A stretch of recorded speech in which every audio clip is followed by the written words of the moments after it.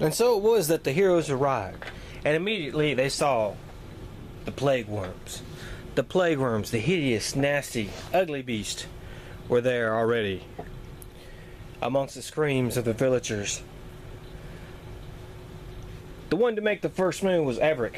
He decided to rush towards the plague worms, but before he could do that, something caught his foot, and he nearly tripped.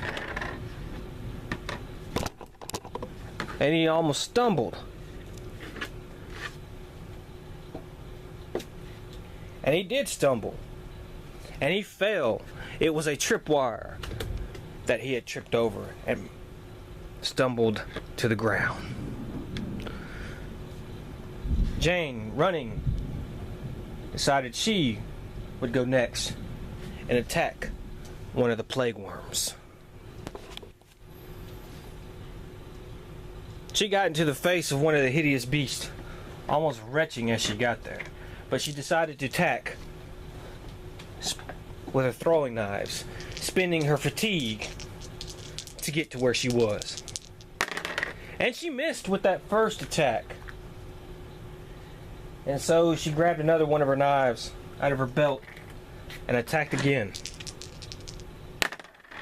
And this time she hit the beast. And it was good enough to damage the beast, but not to kill it.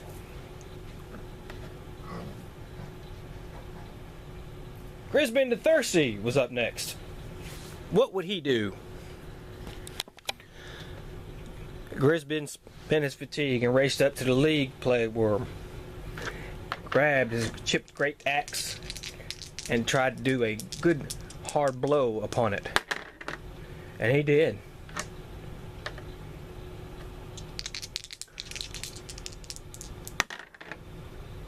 And he hit the beast. And the beast bellowed and screamed, for it was a good blow that Grisbin did upon it. But still was not enough to kill the beast. Lorik of the book decided to go next. He raced forward, spending his fatigue, and decided to shoot his magical bolt at the worm in front of him. And he hit the worm. And the worm took some damage, so he decided to shoot at it again.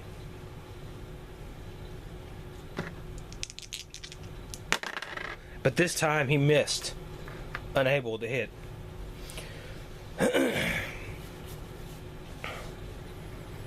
And so it was that the villagers stood behind Lorik. They could hear villagers elsewhere, but could not see any of them.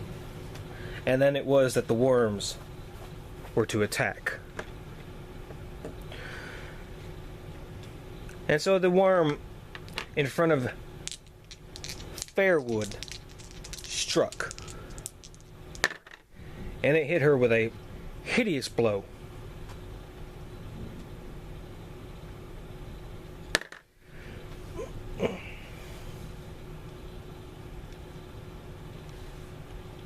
And she reeled back from the damage it gave her. And all of a sudden she felt herself weaken. The worm had somehow weakened her.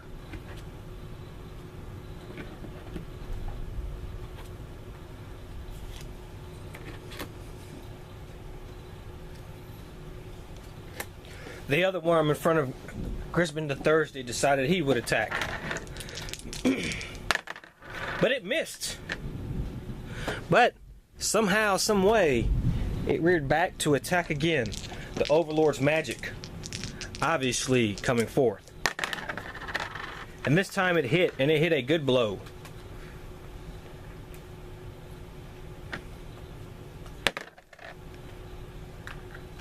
The blow was so heavy and hard, Grisbin took much damage, and he too all of a sudden felt the spell of weakness come over him. The worm had somehow weakened him. And then the final worm was going after Leoric of the book. and it moved forward and attacked him.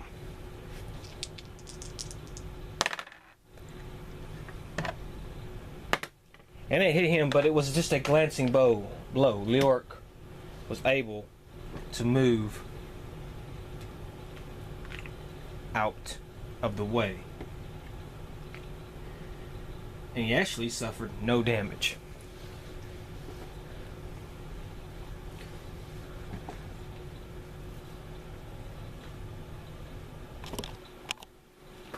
And so now it became that they could hear the villagers still screaming and shouting from beyond the doors. But unable to do anything at this time but fend off the threat of the plague worms. And so it was that Grisbin would go and he would attack with his great chipped axe. And he hit a good blow upon the dang thing.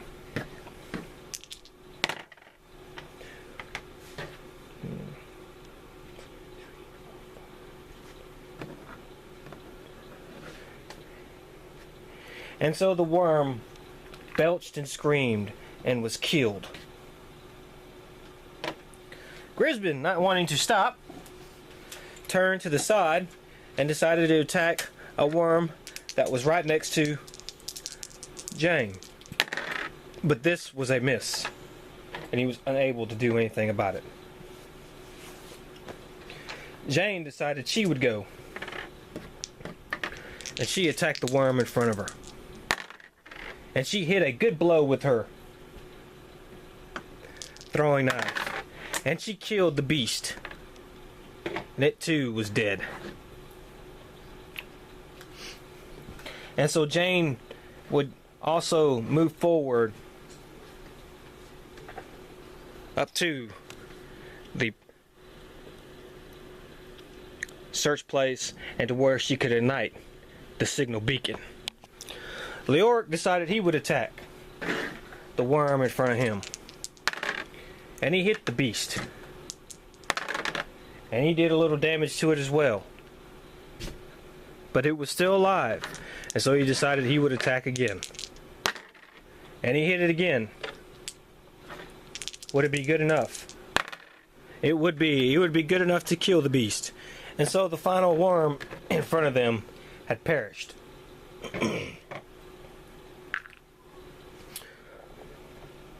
Albright decided he would move forward into the inn over here next to them. So Albright opened the door to the place and ran up next to the other signal beacon. There was another villager in there, and from what he could see, the door was open here as well, and there was another villager heading towards him. He could no longer do anything but sit and watch as the events unfolded before him as to what was going to happen now. And so our heroes were in position to light 2 of the beacons. It is unknown how many villagers had been killed up to this point, but they know they could see 2 of them, 3 of them alive, and had 1 steadily in their protection. Or did they?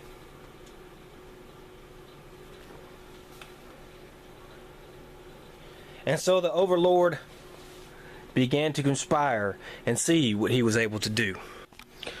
And so from behind, a plague worm appeared, a master plague worm, and it attacked the villager that was there behind them.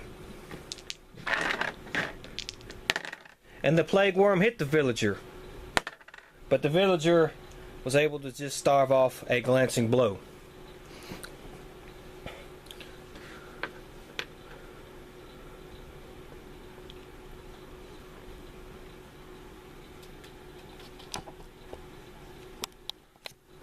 And so from out of nowhere, also these flesh molders, evil men who spin magic, working and corrupting the human flesh, appeared out of nowhere.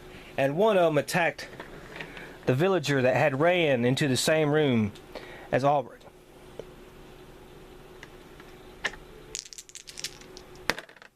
With unnatural speed, it attacked the villager.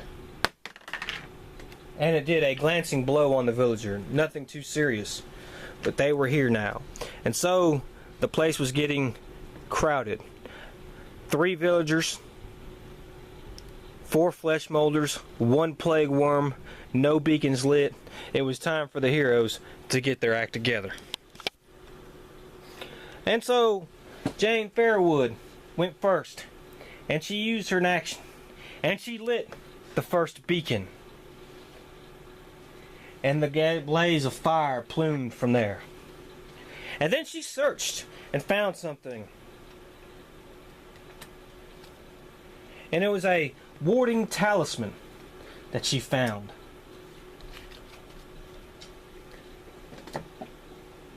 It would come in handy to add defense to herself. But she had not rested, and she was still weakened from the attack of the plague room from earlier. Albright decided it was his turn, and he lit the beacon next to him as well, and another blaze of fire went up. 2 beacons had now been lit. And then he turned around and swung his mace at the flesh molder that was next to him. And he hit the thing. But it was not but a glancing blow, and so the flesh molder just laughed and bided its time. Grisbin ran forward to attack the plague worm that was in front of him. And he used his great axe to attack the beast. And he hit.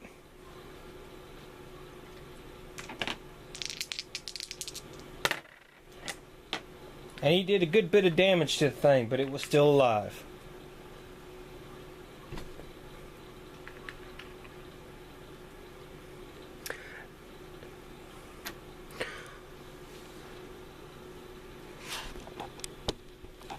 Next, Leoric of the book had a decision to make. What would he do? He could help Grisbin attack the worm and defend the villager there. But there were a couple more villagers and several more fires to light. So Albrecht had to do what he had to do. He had to run forward into the fray and try to help out Albright and take out some of them flesh molders and protect the villagers. And trust that Grisbin and Fairwood would be able to handle things in the back. And so he attacked one of the flesh molders with his magic rune. And he hit.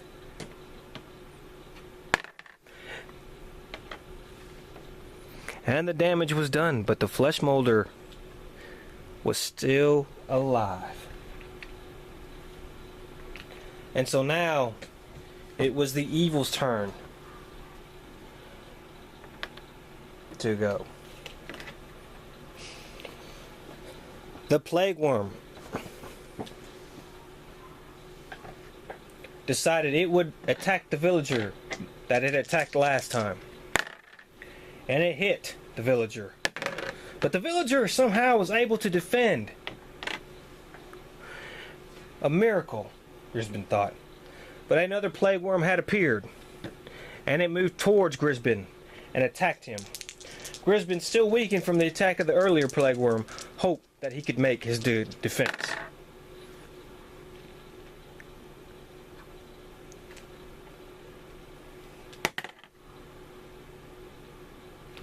So Grisbin took the hit. It's a decent hit.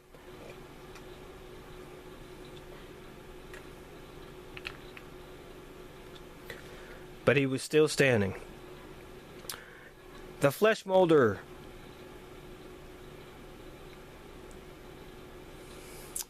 decided it would attack a villager. So the flesh molder moved to attack the villager and hit it.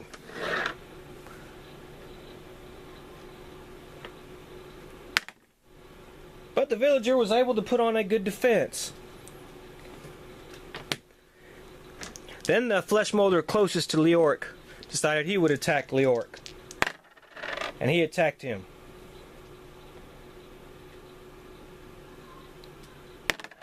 And Leoric just took a glancing blow. Albrecht ended up being attacked by the head flesh molder. And it too was just a glancing blow.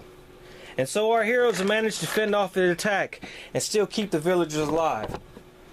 But we still had problems. Time was running out, and they were no closer to lighting the other two beacons. It was time for some action, and the heroes had to do what they had to do.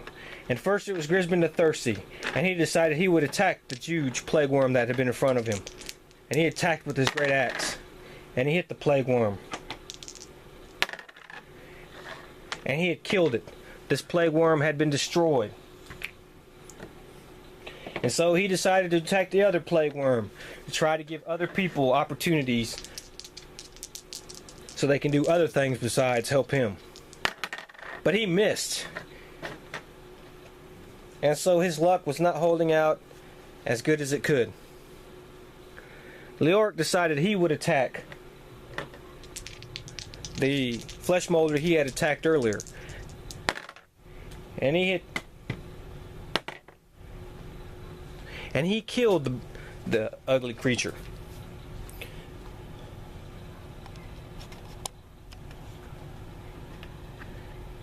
So it too had died. Well, what should he do now?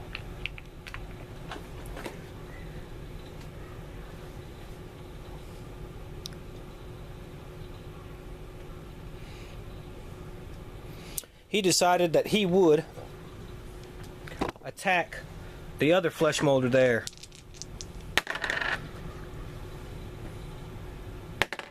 But the attack was a glancing blow and did not do much damage. Albrecht was still engaged with the other flesh molder, the head one, and so he attacked it and missed. Swinging his mighty mace, he decided to attack again, and he missed again. And so it was up to Jane. What could she do? She decided she would move up. That Brisbane had a good enough, or could handle himself, so she decided to move. And she moved up and used one of her throwing knives, pulled it out, and attacked the head flesh molder there. She hit him, but it was only a glancing blow and not enough to do much damage. And so our heroes are gone, and now it was time for evil to attack again.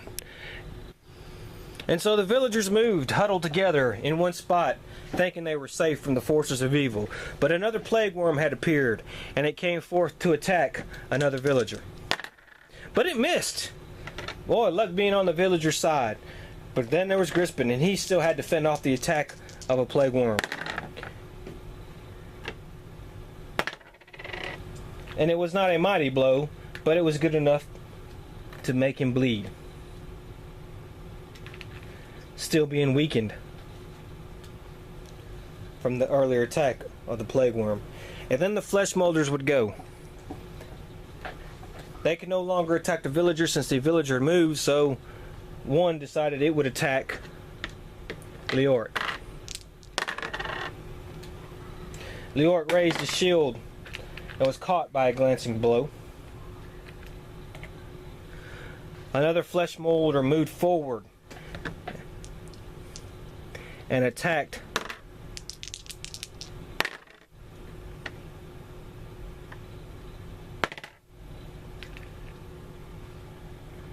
and Leoric took a glancing blow.